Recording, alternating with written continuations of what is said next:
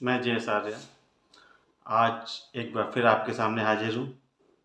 आज हम बात करने जा रहे हैं आपसे नगीना लोकसभा संसदीय क्षेत्र की।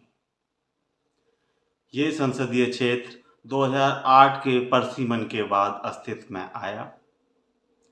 यहाँ से पहली बार समाजवादी पार्टी का उम्मीदवार विजयी हुआ।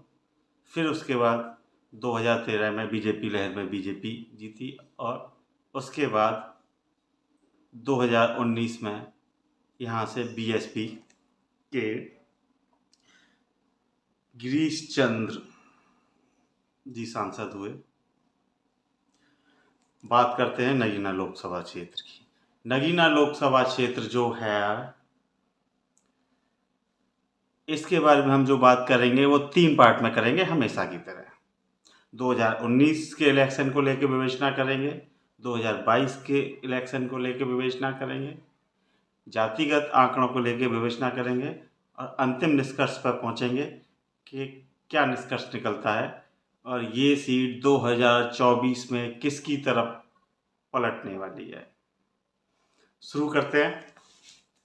देखो, नगीना लोकसभा क्षेत्र 2019 में जो लोकसभा चुनाव हुए उसमें यहाँ से बीएसपी जो कि समाजवादी पार्टी और बहुजन समाज पार्टी के संयुक्त उम्मीदवार थे, गिरीश चंद्र जी को 5,68,378 वोट प्राप्त हुए। उनकी तुलना में बीजेपी के यशवंत सिंह को 4,01,546 वोट प्राप्त हुए। तो करीब करीब 1,86,878 वोटों से विजय प्राप्त की बीएसपी के गिरीश चंद्र ने यहाँ से। अब बात कर लेते हैं आज के इंडिया गठबंधन और बीजेपी के दोनों के परिप्रेक्ष्य में। इस मैटर में अब तो दोनों के परिप्रेक्ष्य में जब बात करते हैं तो इंडिया गठबंधन की तरफ जो टोटल वोट आएगा, जिसमें कांग्रेस का भी वोट आएगा, तो कांग्रेस का जो 20,046 वोट है, 20,046 वोट है, वो भी इसमें जुड़ जाएंगे। तो ये इंडिया गठबंधन के जो टोटल वोट हो जाता है वो होता है 5,88,424, जबकि बीएसपी इंडिया गठबंधन में सम्मिलित रहे। और बीजेपी का वोट जो होता है वो होता है 4,01,546। उस कंपेयर से इंडिया गठबंधन 2024 के इलेक्शन में बीजेपी से कहीं बहुत आगे दिखाई देता है। एक मोटा डिफरेंस दिखाई दे रहा है हमें इसमें, ठीक है। इस लिहाज से अगर देखा जाए तो ये संसदीय सीट 2024 में इंडिया गठबंधन के पास जानी चाहिए। अच्छा, अब बात कर लेते हैं 2022 के इलेक्शन को लेके। देखो, नगीना लोकसभा संसदीय सीट है, ये मैंने जैसा आपको बताया 2008 से परिसीमन के बाद उसमें आई, अस्तित्व में आई। बात करते हैं नगीना लोकसभा क्षेत्र में आने वाली उन 5 विधानसभाओं के बारे में जिनका इलेक्शन 2022 में हुआ था। तो बात कर रहे हैं 2022 विधानसभा इलेक्शन की। देखो, नगीना लोकसभा क्षेत्र में जो 5 विधानसभाएं आती हैं उसमें नजीबाबाद, नगीना, धामपुर, नहटौर और नूरपुर शामिल है। देखो, नगीना लोकसभा सीट का ऐतिहासिक महत्व भी है। नगीना का अर्थ रत्न से होता है और इसे सैयद शासकों ने मुगलों से जागीर के तौर पर प्राप्त किया था। 1857 की क्रांति में भी इसकी अहम भूमिका रही। नजीबाबाद के नवाब ने अंग्रेजों के विरुद्ध यहाँ से 1857 की क्रांति में युद्ध लड़ा था। हाँ, हम बात कर रहे थे 2022 के इलेक्शन को लेकर। 2022 के विधानसभा इलेक्शन की बात कर रहे थे। तो नगीना लोकसभा संसदीय क्षेत्र में 5 विधानसभाएं आती हैं। पहली है नजीबाबाद, नवाबों का शहर कह सकते हो। यहाँ से समाजवादी पार्टी के तस्लीम अहमद विजयी हुए थे, जिन्हें 1,02,675 वोट प्राप्त हुए थे। इन्होंने ये सीट बीजेपी के राजा भारतेंद्र सिंह को हराकर जीती थी, जिन्हें 78,905 वोट प्राप्त हुए थे। दूसरी जो विधानसभा इसके अंतर्गत आती है उसमें है नगीना। नगीना से समाजवादी पार्टी के मनोज कुमार पारस 97,155 वोट पाकर विजयी हुए थे। इन्होंने बीजेपी के डॉक्टर यशवंत सिंह को हराया था, जिन्हें 70,704 वोट प्राप्त हुए थे। तीसरी विधानसभा आती है यहाँ पर धामपुर, जो कि सुरक्षित सीट है, और यहाँ से बीजेपी के अशोक कुमार राणा 81,791 वोट पाकर विजयी हुए थे। इन्होंने समाजवादी पार्टी के नईमुल हसन को हराया था, जिन्हें 81,588 वोट प्राप्त हुए थे। बहुत कम वोटों के अंतर से ये सीट तय हुई थी। उसके बाद बात कर लेते हैं नहटौर। ये भी सुरक्षित सीट है। यहाँ से बीजेपी के ओम कुमार, जिन्हें 77,935 वोट प्राप्त हुए थे, ने विजय प्राप्त की थी। रालोद, जो समाजवादी पार्टी और राष्ट्रीय लोकदल के संयुक्त उम्मीदवार थे, के मुंशी राम को हराकर बीजेपी के सांसद ओम कुमार ने सीट जीती थी। रालोद को 77,677 वोट प्राप्त हुए थे। पांचवी जो विधानसभा इसके अंतर्गत आती है वो है नूरपुर की विधानसभा। नूरपुर से समाजवादी पार्टी के राम अवतार सिंह विजयी हुए थे, जिन्हें 92,574 वोट प्राप्त हुए थे। इन्होंने बीजेपी के चंद्र प्रकाश सिंह, जिन्हें 86,509 वोट प्राप्त हुए थे, को पराजित किया था। ये है पांचों विधानसभाएं। इन 5 विधानसभाओं में से 3 समाजवादी पार्टी और राष्ट्रीय लोकदल गठबंधन को प्राप्त हुई थी और 2 सीटें बीजेपी के पास रही थी। मतलब 3-2 का आंकड़ा है। 3-2 के आंकड़े के हिसाब से इंडिया गठबंधन आगे दिखाई देता है।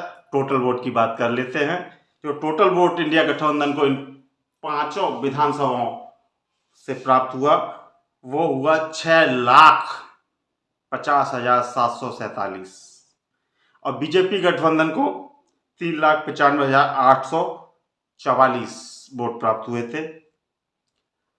इनका जो अंतर आता है वो 2019 के लोकसभा चुनाव के अंतर से भी ज़्यादा है। 2,54,903 वोटों से यहाँ पर इंडिया गठबंधन इस लिहाज से आगे है। काफ़ी मोटा गैप है, जिसे पाटना बीजेपी के लिए आसान नहीं होगा और लगता भी नहीं है कि बीजेपी 2024 तक के इलेक्शन तक इसको पार पाए, जैसा गतिरोध बीजेपी के अंदर है इस समय। अच्छा, अब बात कर लेते हैं जातिगत आंकड़ों के आधार पर कि जातिगत आंकड़ों के आधार पर ये सीट किधर जाने वाली है। देखो, यहाँ पर हिंदू वोट 66% है और मुस्लिम वोट 34% है। जातिगत आंकड़ों के आधार पर भी यहाँ पर कड़ी टक्कर है। जो हिंदू वोट 66% है उसमें जाट 1.22 लाख या 1,22,000, दलित 2.35 लाख या 2,35,000, सैनी 0.95 लाख या 95,000, यादव 0.20 लाख या 20,000, चौहान 1.45 लाख या 1,45,000, राजपूत 0.45 लाख या 45,000, त्यागी 0.42 लाख या 42,000, सिख 0.24 लाख या 24,000, पाल 0.22 लाख या 22,000, ब्राह्मण 0.28 लाख या 28,000 और मुस्लिम यहाँ पर है 5.35 लाख, 5,45,000 मुस्लिम वोट है और अन्य 2.62 लाख जिसमें वाल्मीकि, कश्यप, भूमिहार, विश्वकर्मा और वैश्य आते हैं। ठीक है, अब हम इस वोट बैंक को दो जगह डिवाइड करेंगे, इंडिया गठबंधन की तरफ और बीजेपी की तरफ, और 50-50।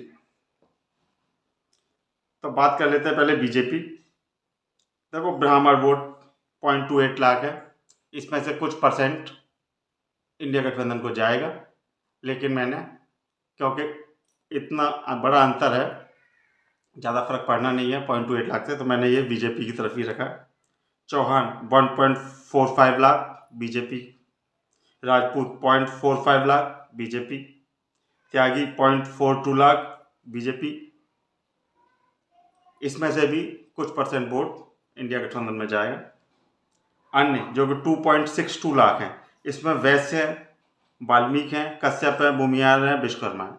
वैश्य full BJP, Valmiki full BJP, Kashyap, Bhumihar, Vishwakarma, इसमें से कुछ परसेंट 2-4-5% इंडिया गठबंधन को जा सकता है, ये जाएगा। हाँ, लेकिन मैंने इसको इधर ही रखा है, बीजेपी पे। ठीक है, उसके बाद दलित वोट जो था वो था 2.35 लाख। इसको मैंने दो जगह डिवाइड किया, क्योंकि इसमें जाटा वोट बैंक भी है, और जाटा वोट बैंक इंडिया गठबंधन की तरफ जाएगा फुल। ठीक है, इसलिए 2/3 इंडिया गठबंधन की तरफ और 1/3 मैंने बीजेपी की तरफ कर दिया, एससी जो वोट है या दलित वोट जो है। ठीक है, तो इधर बीजेपी में 0.7 लाख ये आ गया दलित। इस पूरे को जो हम टोटल करते हैं तो ये आता है 5.97 लाख बीजेपी को मिलता हुआ दिखाई पड़ता है। अच्छा, अब बात कर लेते हैं इंडिया गठबंधन। इंडिया गठबंधन में मुस्लिम vote 5.35 lakh full 100%, no doubt. Jat 1.22 lakh, Jain Chaudhary चेहरा है, फुल कॉन्फिडेंस। दलित जैसा कि मैंने बताया था कि 2,35,000 है, इसमें से 2/3 इंडिया गठबंधन की तरफ लगभग आएगा, तो इसलिए मैंने 1.6 लाख मतलब 1,60,000 दलित वोट इंडिया गठबंधन के खाते में रखा है। उसके बाद सिख 2.4 लाख इंडिया गठबंधन की तरफ आएंगे, यादव 0.20 लाख या 20,000 इंडिया गठबंधन में आएंगे, और ये टोटल वोट जो हो जाता है ये हो जाता है 8.61 लाख। इसमें मैंने पॉल और सैनी को इन दोनों में से किसी में शामिल नहीं किया। पाल और सैनी, पाल का वोट ज़्यादा नहीं है, 0.22 लाख है, और सैनी 0.95 लाख है। सैनी ओबीसी में आते हैं, जैसा कि आप जानते हो। ठीक है, तो ये जो वोट है ये दोनों जगह बटेगा, 50-50 लगभग रहेगा, 50-50, 40-60, 60-40, इस तरह से। तो ज़्यादा फर्क ये नहीं डालेगा, इसलिए इसको जोड़ने से कोई ज़्यादा फर्क नहीं पड़ने वाला, इसलिए मैंने इसको उसमें जोड़ा नहीं है। अब बात कर लेते हैं इंडिया गठबंधन और बीजेपी के वोट डिफरेंस की, कि कितना डिफरेंस आ रहा है। देखो, इंडिया गठबंधन का जो वोट बैठता है वो 8.61 लाख, 8,61,000 करीब करीब बैठता है, जबकि बीजेपी का जो वोट बैठता है वो 5.97 लाख करीब करीब बैठता है। इसका जो डिफरेंस आता है वो आता है 2.64 लाख, मतलब जो 2022 के इलेक्शन में जो डिफरेंस था 2,54,000 के करीब, उससे कहीं ज़्यादा दिखाई देता है। इसका मतलब 2022 का जो इलेक्शन था वो इससे ज़्यादा इधर उधर नहीं था, तो 2,64,000 का डिफरेंस आता है। एक मोटा बैरियर है, जिसको पाटना बीजेपी के लिए बहुत मुश्किल होगा, क्योंकि महिला आरक्षण पर बीजेपी बुरी तरह गिरी हुई है, ओबीसी को लेकर बीजेपी बुरी तरह गिरी हुई है, ओबीसी बुरी तरह नाराज है। प्लस मोदी जी जो 9 साल से सत्ता में, उनसे लोग अकता चुके हैं, बोर हो चुके हैं, एक नया चेहरा चाहती है पब्लिक।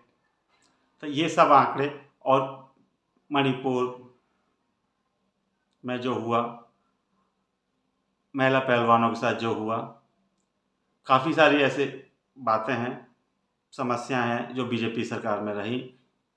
रोजगार को लेके लोगों को समस्या रही, महंगाई को लेके लोगों को समस्या रही, किसानों को लेके बहुत बड़ा आंदोलन हुआ।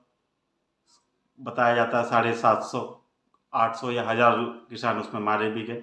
ये सारी जो छोटे छोटे पहलू हैं, कारण हैं, ये 2024 के इलेक्शन तक कितना असर करते हैं, और बीजेपी या उससे पहले कोई नया खेला लाती है, डिपेंड करेगा इस पर कि 2024 के इलेक्शन में और कितना किधर उलटफेर होगा। अभी जो स्थिति बनती है, मैं वो बता रहा हूँ कि अभी जो स्थिति बनती है, क्लियर कट ये सीट इंडिया गठबंधन की तरफ जा रही है। ठीक है, मैं आपके सामने फिर जल्दी हाजिर होऊंगा एक नई लोकसभा संसदीय सीट के साथ। मेरे चैनल को सब्सक्राइब करना और लाइक करना ना भूलें। धन्यवाद। जय हिंद, जय भारत।